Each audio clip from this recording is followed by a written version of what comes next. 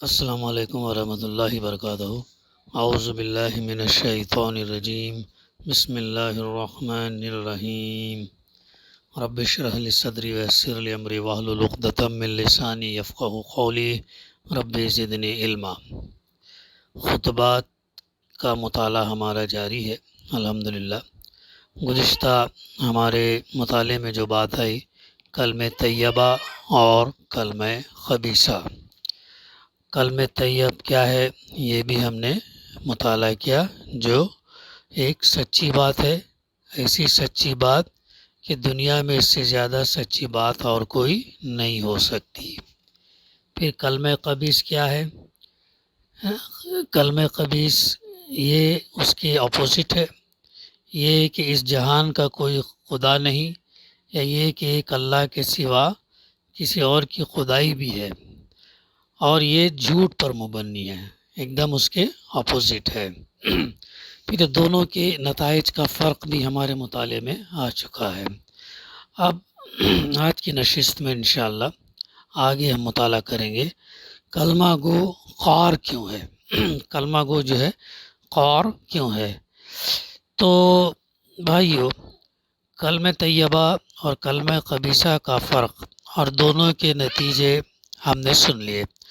اب یہ سوال ضرور آئے گا کہ کلمہ طیبہ کے ماننے والے، ہم کلمہ طیبہ کے ماننے والے ہیں، پھر کیا بات ہے کہ ہم نہ پھلتے ہیں نہ پھولتے ہیں، اور اس کے مقابلے میں غیر جو کلمہ خبیثہ کے ماننے والے ہیں یہ کیوں پھل پھول رہے ہیں؟ اس کا جواب میرے ذمے ہے، اور میں جواب یعنی مولانا مودودی رحمۃ اللہ علیہ نے اس کا یہ کیا ہے، جواب دیا ہے کہ بشرطے کہ آپ میں سے کوئی میرے جواب پر برا نہ مانے، بلکہ اپنے دل سے پوچھے کہ میرا جواب واقع صحیح ہے یا نہیں ہے۔ پہلی بات تو آپ کا یہی کہنا غلط ہے کہ آپ کلمہ طیبہ کو مانتے ہیں اور پھر بھی نہ پھلتے ہیں نہ پھولتے ہیں۔ کلمہ طیبہ کو ماننے کے معنی زبان سے کلمہ پڑھنے کے نہیں ہیں، اس کے معنی دل سے ماننے کے ہیں، اور اس طرح ماننے کے ہیں کہ اس کے خلاف کوئی عقیدہ آپ کے دل میں نہ رہے، اور اس کے خلاف کوئی کام آپ سے ہو نہ سکے۔ میرے بھائیوں، خدا را مجھے بتاؤ، کیا تمہارا حقیقت میں یہی حال ہے؟ کیا سینکڑوں ایسے مشرکانہ اور کافرانہ خیالات تم میں نہیں پھیلے ہوئے ہیں جو کلمہ طیبہ کے بالکل خلاف ہیں؟ کیا مسلمان کا سر اللہ کے سوا دوسروں کے آگے نہیں جھک رہا ہے؟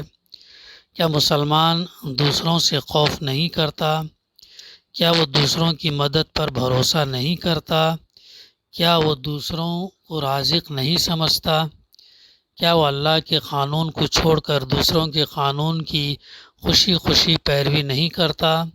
کیا اپنے آپ کو مسلمان کہلانے والے عدالتوں میں جا کر یہ صاف نہیں کہتے کہ ہم شرع کو نہیں مانتے بلکہ رسم اور رواج کو مانتے ہیں، کسٹمز ٹریڈیشنز کو مانتے ہیں؟ کیا تم میں ایسے لوگ موجود نہیں ہیں جن کو دنیاوی فائدوں کے لیے اللہ کے قانون کے کسی دفعہ کو توڑنے میں ذرا تعمل نہیں ہوتا؟ کیا تم میں وہ لوگ موجود نہیں ہیں جن کو کفار کے غضب کا ڈر ہے مگر اللہ کے غضب کا ڈر نہیں ہے، جو غیر کی نظر عنایت حاصل کرنے کے لیے سب کچھ کرنے پر تیار ہو جاتے ہیں مگر اللہ کی نظر عنایت حاصل کرنے کے لیے کچھ نہیں کر سکتے، جو کفار کی حکومت کو حکومت سمجھتے ہیں اور اللہ کی حکومت کے متعلق انہیں کبھی یاد بھی نہیں آتا کہ وہ بھی کہیں موجود ہے۔ خدا را سچ بتاؤ، کیا یہ واقعہ نہیں ہے؟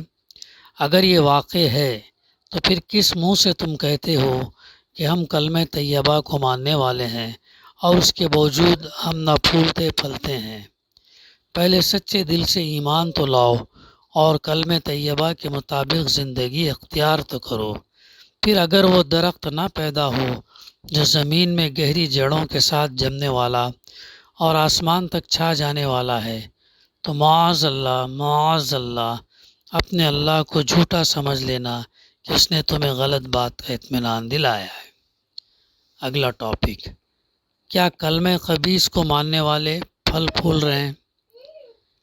پھر آپ کا یہ کہنا بھی غلط ہے کہ جو خلق کلمہ خبیثہ کو مانتے ہیں وہ واقعی دنیا میں پھل پھول رہے ہیں۔ کلمہ خبیثہ کو ماننے والے نہ کبھی پھولے پھلے ہیں، نہ آج پھول پھل رہے ہیں۔ تم دولت کی کثرت، عیش و عشرت کے اسباب اور ظاہری شان شوکت کو دیکھ کر سمجھتے ہو کہ وہ پھل پھول رہے ہیں، مگر ان کے دلوں سے پوچھو کہ کتنے ہیں جن کو اطمینان قلب میسر ہے، جن کا دل مطمئن ہے، جو سیلف کنٹینٹڈ ہے۔ اصل یہ جو ہے کامیابی، اصل خوشی، اصل اطمینان جو ہے قلب کا ہونا چاہیے، باطن میں ہونا چاہیے۔ اصل چیز جو ہے وہ ہمیں اطمینان میسر ہونا چاہیے قلب کا۔ ان کے اوپر عیش کے سامان لدے ہوئے ہیں، مگر ان کے دلوں میں آگ کی بھٹیاں سلگ رہی ہیں جو ان کو کسی وقت چین لینے نہیں دیتی۔ اللہ کے قانون کی خلاف ورزی نے ان کے گھروں کو دوزخ بنا رکھا ہے۔ اخباروں میں دیکھو اور ٹی وی نیوز وغیرہ میں بھی آج کے دور میں ہم یہ کر سکتے ہیں کہ دوسرے عالمی سطح پر یورپ، امریکہ میں خودکشی کا کتنا زور ہے۔ بلکہ لیٹسٹ ریسرچ ہم کو یہ بتاتی ہے کہ جاپان دنیا کا واحد ملک ہے جس میں خودکشی سب سے زیادہ ہائیسٹ ریٹ آف سوسائڈس جو ہے جاپان کے اندر ہے۔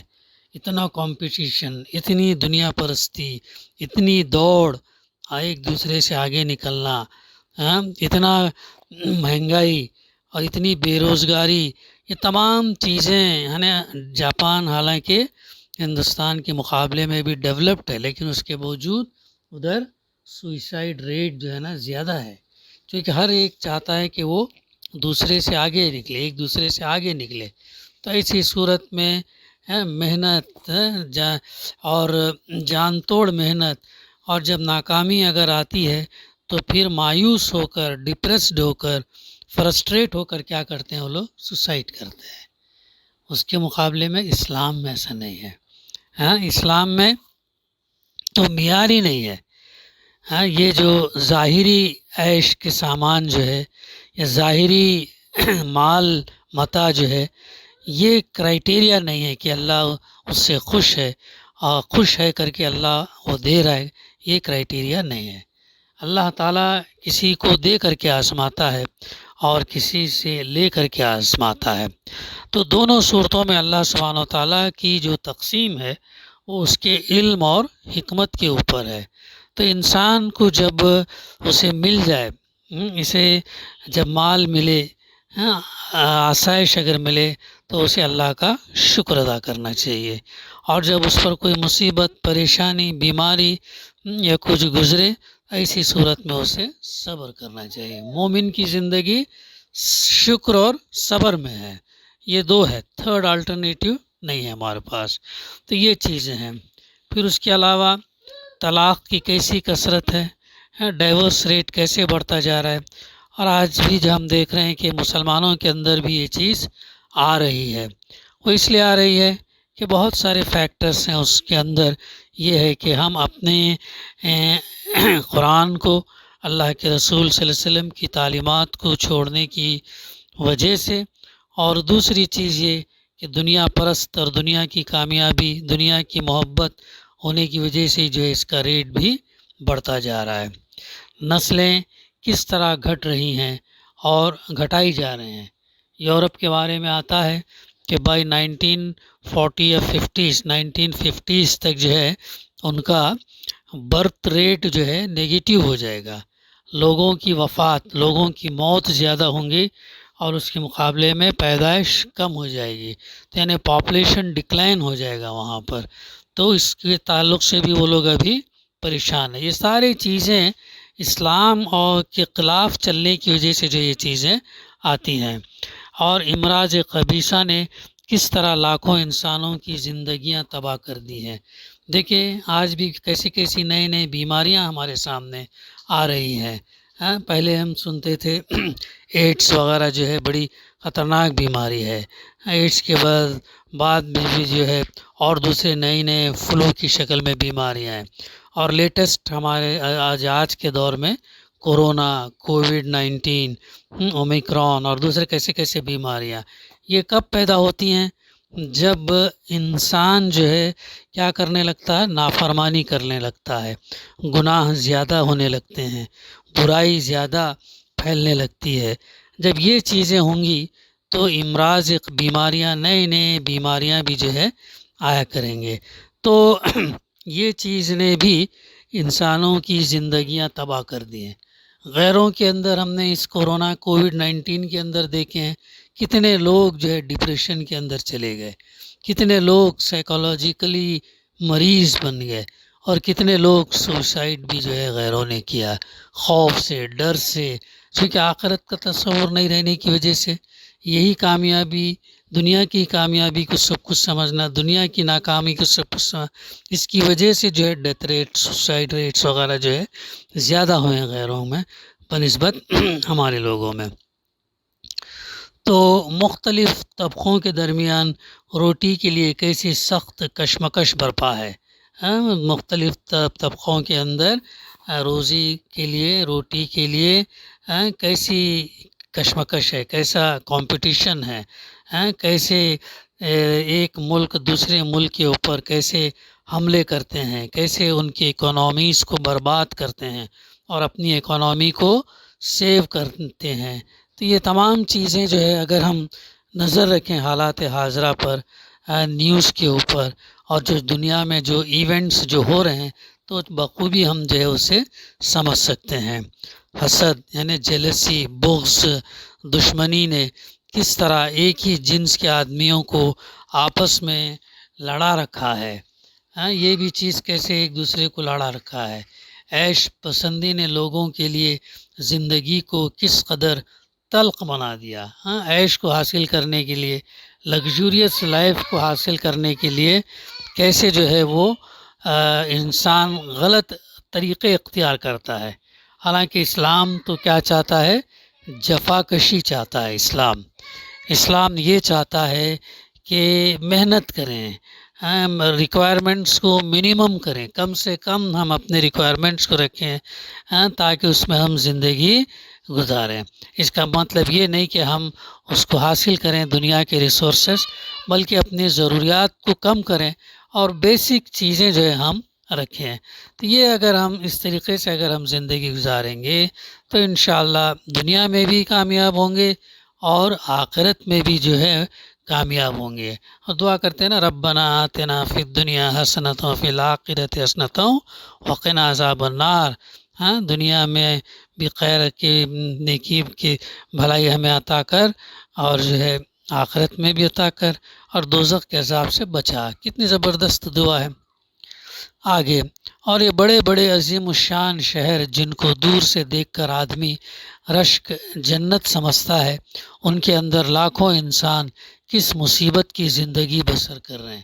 یہ بھی ایک حقیقت ہے کہ بڑے بڑے بلڈنگز، بڑے بڑے یہ اس کے اندر کتنی قیمتیں جو ہیں، کتنی قیمت پر لونس وغیرہ لے کر، سود کے اوپر لونس لے کر جو ہے کتنے یہ ہوتے ہیں۔ کچھ عرصے پہلے لاک ڈاؤن میں ہمارے سامنے یہ بھی بات ہے کہ کتنے بلڈرز، ڈیولپرز اور کتنے لوگوں نے لون ریپیمنٹ نہیں کرنے کی وجہ سے اس ہندوستان کے اندر، اس بمبئی کے اندر جو ہے سوئسائڈ بھی کیے ہیں۔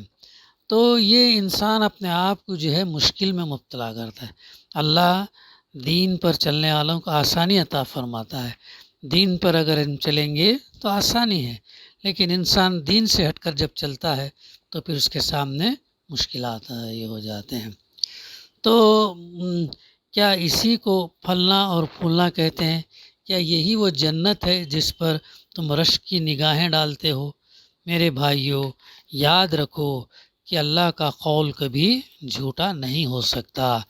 حقیقت میں کلمہ طیبہ کے سوا اور کوئی کلمہ نہیں جس کی پیروی کر کے انسان کو دنیا میں راحت اور آخرت میں سرخروئی حاصل ہو سکے۔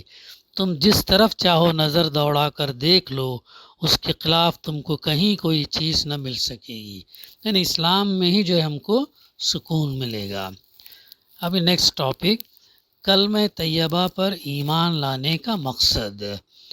برادران اسلام، اس سے پہلے 2 خطبوں میں ہمارے سامنے کلمہ طیبہ کا مطلب بیان آ چکا ہے۔ آج انشاءاللہ اس سوال پر ہم بحث کریں گے کہ اس کلمے پر ایمان لانے کا فائدہ اور اس کی ضرورت کیا ہے۔ ہر کام کا گویا ایک مقصد ہوتا ہے۔ یہ تو ہم سب جانتے ہیں کہ آدمی جو کام بھی کرتا ہے کسی نہ کسی غرض، کسی نہ کسی فائدے کے لیے کرتا ہے۔ بے غرض، بے مقصد، بے فائدہ کوئی کام نہیں کیا کرتا۔ آپ پانی کیوں پیتے؟ اس لیے کہ پیاس بجھے۔ اگر پانی پینے کے بعد آپ کا وہی حال رہے جو پینے سے پہلے ہوتا ہے تو آپ ہرگز پانی نہیں پئیں گے، کیونکہ یہ ایک بے نتیجہ کام ہوگا۔ آپ کھانا کیوں کھاتے ہیں؟ اس لیے کہ بھوک رفع ہو اور آپ میں زندہ رہنے کی طاقت پیدا ہو۔ اگر کھانا کھانے اور نہ کھانے کا نتیجہ ایک ہی ہو تو آپ یہی کہیں گے کہ یہ بالکل ایک فضول کام ہے۔ بیماری میں آپ دوا کیوں پیتے ہیں؟ اس لیے کہ بیماری دور ہو جائے اور تندرستی حاصل ہو۔ اگر دوا پی کر بھی بیماری کا وہی حال ہو جو دوا پینے سے پہلے تھا تو آپ یہی کہیں گے کہ ایسی دوا پینا بیکار ہے۔ آپ زراعت یعنی ایگریکلچر میں اتنی محنت کیوں کرتے ہیں؟ اس لیے کہ زمین سے غلہ اور پھر ترکاریاں پیدا ہوں۔ اگر بیج بونے پر بھی زمین سے کوئی چیز نہ اگتی تو آپ ہل چلانے اور تخم ریزی کرنے اور پانی دینے میں اتنی محنت ہرگز نہ کرتے۔ غرض، آپ دنیا میں جو کام بھی کرتے ہیں اس میں ضرور کوئی نہ کوئی مقصد ہوتا ہے۔ یعنی انسان جو تعلیم، جو علم، جو محنت، جو جاب جو کرتے ہیں اس کا یہ کیا ہے؟ اس کا تعلیم ایک تو نالج ہے، ایک تو اچھے جگہ ملازمت ہو، اچھا کاروبار کر سکیں، ضرورت مندوں کے کام ہیں، کسی کے سامنے ہاتھ نہ پھیلا سکیں، یہ تمام چیزوں کے لیے، اور صحیح اور غلط کی تمیز انسان کو معلوم ہو، جنت دوزخ کے بارے میں معلوم ہو۔ تو یہ علم کے ذریعے سے ہم جانتے ہیں کہ یہ کیا صحیح ہے اور کیا غلط ہے۔ اگر مقصد حاصل ہو تو آپ کہتے ہیں کہ کام ٹھیک ہوا، اگر مقصد حاصل نہ ہو تو آپ کہتے ہیں کہ کام ٹھیک نہیں ہوا۔ نیکسٹ ٹاپک، کلمہ پڑھنے کا مقصد۔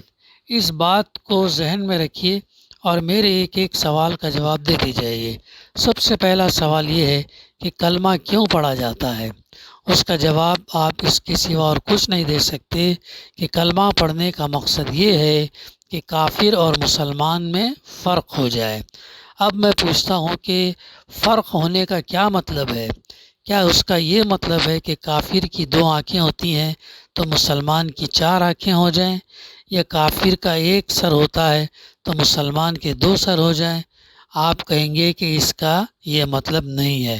فرق ہونے کا مطلب یہ ہے کہ غیر کے انجام اور مسلمان کے انجام میں فرق ہو، رزلٹ میں ڈیفرنس ہو۔ غیر کا انجام یہ ہے کہ آخرت میں اللہ کی رحمت سے محروم ہو جائے اور ناکام اور نامراد رہے، اور مسلمان کا انجام یہ ہے کہ اللہ کی خوشنودی اسے حاصل ہو اور آخرت میں وہ کامیاب اور بامراد رہے۔ تو یہ وہ چیزیں انشاءاللہ آئندہ ہم اگلا ٹاپک لیں گے۔ دعا ہے کہ اللہ سبحانہ وتعالی ہمیں کہنے سننے سے زیادہ انہیں صحیح سمجھنے اور عمل کرنے کی توفیق اللہ سبحانہ وتعالی ہمیں عطا کرے۔ ربنا تقبل منا انک انت السمیع العلیم وتب علینا انک انت التواب الرحیم۔ صلی اللہ تعالی علی خیر خلقہ وعلی آلہ وصحبہ اجمعین۔ الحمد للہ رب العالمین۔